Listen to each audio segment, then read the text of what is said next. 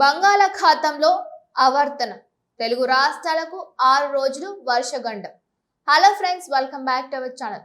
తెలుగు రాష్ట్రాలకు మరోసారి భారీ వర్షాల హెచ్చరిక వచ్చింది. గత వారం రోజులుగా వర్షాలతో ఇబ్బందులు పడిన ప్రజలు ఇప్పుడిప్పుడే ఊపిరి పీల్చుకుంటుండగా మళ్ళీ బంగాళాఖాతంలో కొత్త ఆవర్తనం ఏర్పడింది. దీంతో మరో 6 రోజుల పాటు ఏపీ, తెలంగాణలో వర్షాలు కురిసే అవకాశం ఉందని భారత వాతావరణ శాఖ హెచ్చరించింది. అసలు ఈ ఉపరితల ఆవర్తనం అంటే ఏమిటి? ఏ జిల్లాలో భారీ వర్షాలు పడే అవకాశం ఉంది? హైదరాబాద్ లో పరిస్థితి ఎలా ఉండబోతోంది? ఏపీ తీర ప్రాంతాలకు ఎందుకు యెల్లో అలర్ట్ జారీ చేశారు? రైతులు ఎలాంటి జాగ్రత్తలు తీసుకోవాలి? పిడుగుల నుంచి ఎలా రక్షించుకోవాలి? అలాగే ప్రపంచవ్యాప్తంగా ఏర్పడనున్న తుఫాన్లకు మన దగ్గర వర్షాలకు ఏమైనా సంబంధం ఉందా? ఈ వీడియో చివరి వరకు చూస్తే ఈ ప్రశ్నలన్నింటినీ సింపుల్ గా తెలుగులో పూర్తిగా సమాధానం తెలుసుకుంటారు. ఫ్రెండ్స్, ప్రస్తుతం తెలుగు రాష్ట్రాల వాతావరణం మరోసారి మారబోతోంది. పశ్చిమ మధ్య బంగాళాఖాతంలో ఆంధ్రప్రదేశ్ తీరానికి ఆనుకొని ఉపరితల ఆవర్తనం బలపడింది. దీని ప్రభావంతో కోస్తాంధ్ర నుంచి మధ్య బంగాళాఖాతం వరకు వాయు చక్రవాత పరిస్థితులు ఏర్పడ్డాయి. సముద్ర మట్టానికి సుమారు 1.5 కిలోమీటర్ల ఎత్తు వరకు తేమతో కూడిన గాలులు, దట్టమైన మేఘాలు విస్తరించాయి. ఈ పరిస్థితుల వల్ల రాబోయే 6 రోజుల పాటు 2 తెలుగు రాష్ట్రాల్లో కూడా వర్షాలు కురిసే అవకాశం ఉందని భారత వాతావరణ శాఖ తెలిపింది. అందుకే ప్రజలు ముందుగానే అప్రమత్తంగా ఉండాలని అధికారులు సూచిస్తూ ఉన్నారు. చాలా మంది ఉపరితల ఆవర్తనం అంటే ఏమిటి అని అడుగుతూ ఉంటారు. చాలా సింపుల్ గా చెప్పాలంటే, ఒక ప్రాంతంలో గాలి వలయం లాగా తిరుగుతూ తేమను పైకి లేపుతుంది. అదే తేమ చల్లబడినప్పుడు మేఘాలు ఏర్పడతాయి. మేఘాలు ఎక్కువైతే వర్షాలు కురుస్తాయి.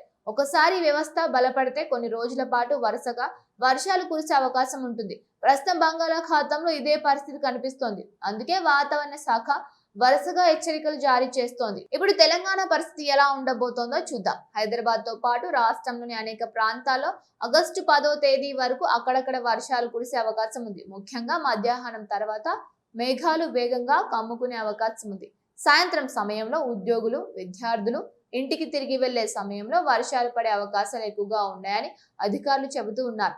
దీంతో నగరంలో ట్రాఫిక్ సమస్యలు మరింత పెరిగే అవకాశం ఉంది. కొన్ని ప్రాంతాల్లో నీరు నిలిచిపోవడం వల్ల రాకపోకలకు కూడా అంతరాయం కలగవచ్చు. తెలంగాణలో నిర్మల్, ఆదిలాబాద్, సంగారెడ్డి, కామారెడ్డి, మెదక్, గద్వాల, సిరిసిల్ల, సిద్దిపేట, కరీంనగర్, హన్మకొండ, వరంగల్, ములుగు, భద్రాద్రి కొత్తగూడెం జిల్లాల్లో మోస్తారు నుంచి భారీ వర్షాలు కురిసే అవకాశం ఉందని అంచనా. ఈ ప్రాంతాల్లో గంటకు 35 నుంచి 40 కిలోమీటర్ల వేగంతో ఈదురుగాలులు కూడా వీచే అవకాశం ఉంది. ఉష్ణోగ్రతలు పెద్దగా పెరగకపోయినా తేమ ఎక్కువగా ఉండడం వల్ల ఉక్కపోత కూడా ఉండే అవకాశం ఉంది. ఇక ఆంధ్రప్రదేశ్ పరిస్థితి కూడా దాదాపు ఇదే విధంగా ఉంది. కోస్తాంధ్ర జిల్లాలో తేలికపాటి నుంచి మోస్తారు వర్షాలు పడే అవకాశం ఉంది. ముఖ్యంగా శ్రీకాకుళం, విజయనగరం, విశాఖపట్నం, అనకాపల్లి, తూర్పు గోదావరి, పశ్చిమ గోదావరి, గుంటూరు పరిసర ప్రాంతాల్లో వర్షాలు కాస్త ఎక్కువగా ఉండే అవకాశాలు కనిపిస్తూ ఉన్నాయి. రాయలసీమలో కూడా అక్కడక్కడ జల్లులు పడే అవకాశం ఉందని వాతావరణ శాఖ తెలిపింది. ఇప్పటికే కొన్ని ప్రాంతాల్లో భారీ వర్షాలు నమోదయ్యాయి. అనకాపల్లి జిల్లా నరసింహపట్నంలో గణనీయమైన వర్షపాతం నమోదు కాగా మరికొన్ని ప్రాంతాల్లో కూడా మంచి వర్షాలు కురిశాయి.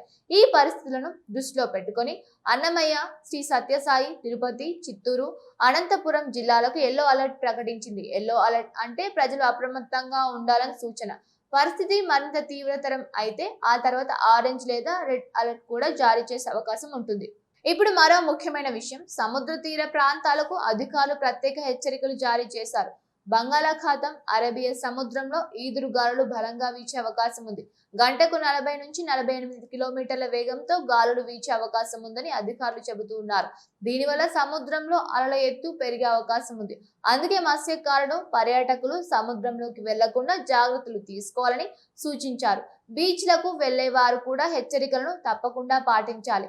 ఇక ఈ వర్షాల కంటే ఎక్కువగా ఆందోళన కలిగించే అంశం పిడుగులు. ప్రతి సంవత్సరం వర్షాకాలంలో పిడుగుల కారణంగా అనేక ప్రమాదాలు జరుగుతూ ఉన్నాయి. అందుకే ఉరుములు, మెరుపులు మొదలైన వెంటనే బహిరంగ ప్రదేశాల్లో నిలబడకూడదు. చెట్ల కింద ఆశ్రయం తీసుకోవద్దు. పొలాల్లో పనిచేస్తున్న రైతులు వెంటనే సురక్షితమైన ప్రదేశానికి వెళ్ళాలి. మొబైల్ ఫోన్లు ఉపయోగించడం, ఇనుప వస్తువుల దగ్గర నిలబడడం కూడా సాధ్యమైనంత వరకు నివారించాలి. పిల్లలను బయటకు ఆడుకొనివ్వకపోవడమే మంచిది. రైతులకు కూడా ఈ వర్షాలు చాలా కీలకం. వర్షాలు పంటలకు ఉపయోగపడతాయి, కానీ ఒకేసారి అధిక వర్షాలు కురిస్తే నీరు నిలిచిపోయి పంటలు దెబ్బతినే అవకాశం కూడా ఉంటుంది. మరోవైపు కొన్ని ప్రాంతాల్లో వర్షాలు తక్కువగా పడే అవకాశం ఉందని కూడా నిపుణులు చెబుతూ ఉన్నారు. అందుకే కేవలం వర్షం పైన ఆధారపడకుండా ప్రత్యామ్నాయ నీటి వనరులను కూడా సిద్ధం చేసుకోవాలని అధికారులు చెబుతూ ఉన్నారు. నీటి నిర్వహణ సరిగ్గా ఉంటే నష్టాలను కొంతవరకు తగ్గించుకోవచ్చు. ప్రపంచ వాతావరణ పరిస్థితుల గురించి కూడా ఒకసారి తెలుసుకోవాలి. ప్రస్తుతం పసిఫిక్ మహాసముద్రంలో వరుసగా తుఫాన్లు ఏర్పడుతూ ఉన్నాయి. కొన్ని ప్రాంతాల్లో బలమైన తుఫాన్లు తీవ్ర ప్రభావం చూపుతూ ఉన్నాయి. ప్రపంచ వాతావరణ వ్యవస్థలో మార్పులు చోటు చేసుకుంటున్న సమయంలో సముద్రాల ఉష్ణోగ్రతలు కూడా కీలక పాత్ర పోషిస్తాయి.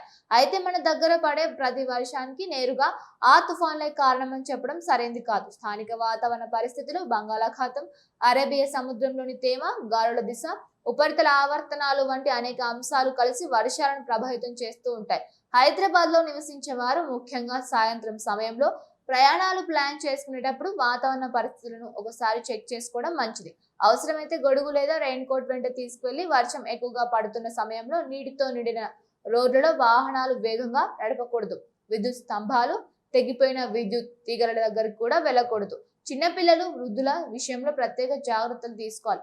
మొత్తానికి ప్రస్తుతం బంగాళాఖాతంలో ఏర్పడిన ఉపరితల ఆవర్తనం కారణంగా తెలుగు రాష్ట్రాల్లో మరో 6 రోజుల పాటు వర్షాలు కొనసాగే అవకాశం కనిపిస్తోంది. తెలంగాణలో అనేక జిల్లాల్లో మోస్తారు నుంచి భారీ వర్షాలు కురిసే అవకాశం ఉంది. ఆంధ్రప్రదేశ్ లో కోస్తా జిల్లాలో కొన్ని రాయలసీమ ప్రాంతాల్లో కూడా వర్షాలు పడే అవకాశం ఉంది. పిడుగులు, ఈదురుగాలులు, సముద్ర అలల ఉధృతి వంటి అంశాలపై ప్రజలు అప్రమత్తంగా ఉండాలి. అధికారుల సూచనలను తప్పకుండా పాటించాలి. అత్యవసరమైతే తప్ప భారీ వర్షాల సమయంలో బయటకు వెళ్లకుండా ఉండడం మంచిది. రైతులు వాతావరణ సూచనలను ఎప్పటికప్పుడు గమనిస్తూ వ్యవసాయ పనులను ప్లాన్ చేసుకోవాలి.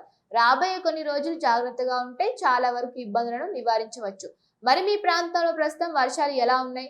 భారీగా కురుస్తున్నాయా లేక ఇంకా వర్షం ప్రారంభం కాలేదా? మీ జిల్లా పేరు, మీ ప్రాంత పరిస్థితిని కామెంట్లో తప్పకుండా తెలియజేయండి. ఈ వీడియో మీకు నచ్చితే లైక్ చేయండి, మీ ఫ్రెండ్స్ తో ఫ్యామిలీతో షేర్ చేయండి. ఇలాంటి తాజా వాతావరణ సమాచారం, బ్రేకింగ్ న్యూస్, ఉపయోగకరమైన అప్డేట్స్ కోసం మా ఛానల్ వెంటనే సబ్స్క్రైబ్ చేసుకుని బెల్ ఐకాన్ ప్రెస్ చేయండి. Thank you for watching.